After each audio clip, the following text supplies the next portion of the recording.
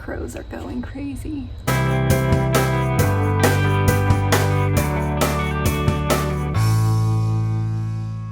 Just a reminder, I don't pay attention to what comes out of my mouth, so if you are really interested in reading this book, you might want to stop and not watch this, because I have no idea if what I say will sway you in any way or be a spoiler alert for you. So, I have no filter. You've been warned. Good morning, everyone. Persephone Jane here, and today we're talking about When We Were Vikings by Andrew David MacDonald. Follows the story of a girl named Zelda who is a young adult and is living with fetal alcohol syndrome. It follows her through the experience of basically like finding her independence. And I picked it up because of the Viking component. I'm writing a story that has Vikings or a Viking element in it, and so it's kind of something that's on my radar. And I honestly don't know whether I liked or disliked this story. I didn't realize that the main character had a developmental delay. So when I first started reading it, I thought I was reading from a child's perspective. But then some of the things that were happening made me realize that it was an adult, just still from a child's perspective. So I wasn't quite sure what was going on. It kind of reminded me of Forrest Gump, where like you can tell just by the verbiage that's used and the syntax and the way that things are written, you can tell that this character is not normal, so to speak. But I had a really hard time getting into it because of that. I didn't know what was going on with the main character. And so that made it more difficult for me to decide how I felt about the things that she was doing or not doing, or the things that were happening around her or near her or to her. Because you view a lot of those things differently when you're dealing with someone with developmental delays. Not just what they do or say, but what other people do to or say to them. And so I had a hard time really getting into it. At first I thought that she had Down syndrome because at one point she described people like me having these physical characteristics of Down syndrome. And so I thought, okay, well, she has Down syndrome, but she doesn't have those physical characteristics. And so I was really confused.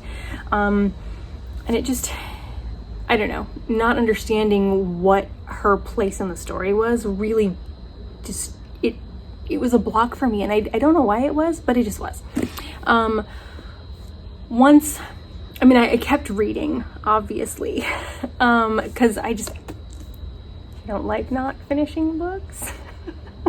So I keep reading, and especially books that I'm not totally like bought into right away, I will actually force myself to read them faster. Otherwise, I have been known to draw it out for years. So when I find myself not being drawn in, I just sit down and I just get through it. And so I started doing that. Through that, I got to a point where I was curious about how the story would turn out, but I was never invested in the main character. And I don't know where that block might just come from, the way that it's written with her developmental delay. Maybe that block was just too much for me, but I did see the things that her brother was doing, and I was curious as to what exactly those things meant. Like I could make my assumptions based on the real world and the things that are within it, but were my assumptions right? And so the biggest reason that I was motivated to keep reading, aside from just wanting to finish a story, was to find out whether I was right about what I thought Gert was doing or not. Which I'll say, as motivation to finish a book, it's not bad. But that was kind of the only real motivation I had. I did appreciate, though, that at the end, the main character, Zelda, she grows. She has an arc, so to speak. What I really appreciated, though, was that her brother didn't. Like at the beginning, he seems like a pretty upstanding guy. He's done a lot to keep them together as a family and to care for her, his little sister, and make sure that, you know, they have what they need. And so you go in thinking he's this really upstanding guy, and then there's some violence, and by the end, not violence towards her, but he is involved in violence. And by the end, he just completely falls apart. But him not growing and another instance with another character made me wonder if this is actually based on true events of some kind, because another character is literally at one point being bludgeoned to death with an ashtray, which, I won't lie, was so violently described, and it was so out of character from the rest of the book that I was really, like, I had to stop and like breathe a little bit, because I wasn't prepared for how gory that got, because the rest of the book was not at all that bad. So this other character is being bludgeoned to death with an ashtray, and she doesn't die. I was sad when I thought she was gonna die, but I was angry when she didn't. And I recognize that in this story she had to live in order to help Zelda become the individual that she needed to become. But she was literally beat to death. And I don't know. I was sad when I thought she was gonna die, but then I was angry that she didn't die.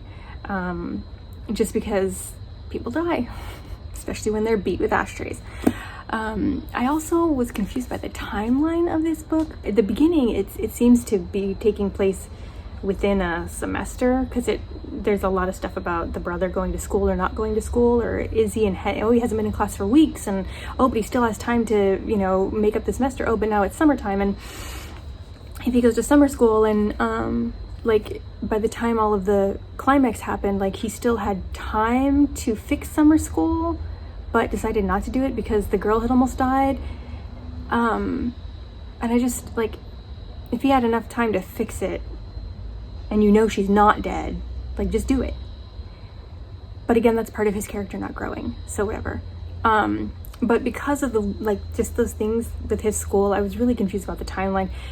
Apparently the girl, like, she got better, which is great, okay? She got better, which is great, but she got better I was confused with the timeline, and so her getting better seemed to go really fast, so then I thought maybe she wasn't as almost dead as I thought she was, but then they were at one point trying to decide whether to take her off life support, so she's pretty dead, but then she recovers, and like by the end of the book, I couldn't tell how much time had passed.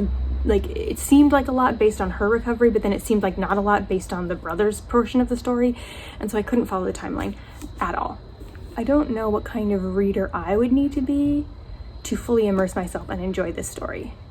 I enjoyed parts of it. There were things that I liked about it, but altogether, I didn't. And I can't really think of what those things might be as far as like changing the story. Like what do I need this story to have for me to like it? What about me would have been different for me to like it? I don't know. Usually I can kind of tell. But this time I just really don't know. It was interesting for a unique perspective that we don't frequently get.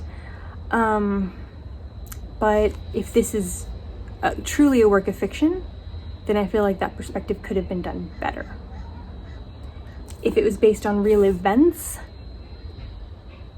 maybe that information would change my opinion of the story altogether, because real events are different. They don't always follow a story arc. They don't always, you know, have all of the things that a story needs. They don't always end the way that you want a story to, or that is satisfying for a story to, and so you just kind of go with the reality of that, and so that might change my opinion a little bit, but even still, as a book I spent a week and a half reading, even if these were true life events, it was all right. So if you're really interested in this book, please still check it out. Let me know what you think. Let me know where you think I went wrong in my reading. And if you've already made it through this book, leave me a comment and let me know what you think maybe I missed that would have helped me like this book a little bit more. Thanks for watching.